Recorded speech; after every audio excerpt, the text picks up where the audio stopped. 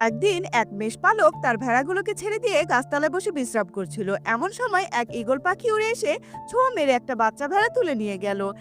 এক ডাকাত বসেছিল গাছের ডালে, সারাদিন ঘুরে ঘুরে সে খাবার জোটাতে পারেনি। এখন ঈগলের কাণ্ড দেখে সে ভাবলো, আমিও বা কম কিসে, ইচ্ছা করলে আমিও তো ঈগলের মতো একটা ভেড়া তুলে আনতে পারি। এই ভেবে উড়ে গিয়ে সে একটা ভেড়াকে ছো মেরে তুলতে গেল, কিন্তু সঙ্গে সঙ্গে তার নখ গেল ভেড়ার লোমের মধ্যে আটকে।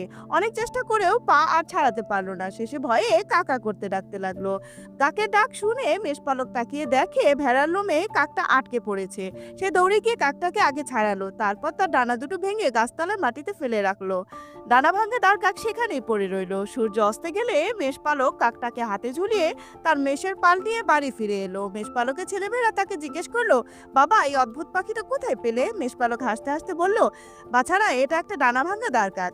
ও নিজেকে ঈগল পাখি ভেবে ভেড়া ছাড়া ছোঁ মারতে এসে ধরা পড়েছে। কাকটা বসে বসে কাঁদছিল, কারণ ওকে কেউ এখনো লাইক ও সাবস্ক্রাইব করেনি। প্লিজ সবাই ওকে লাইক ও সাবস্ক্রাইব করে দাও।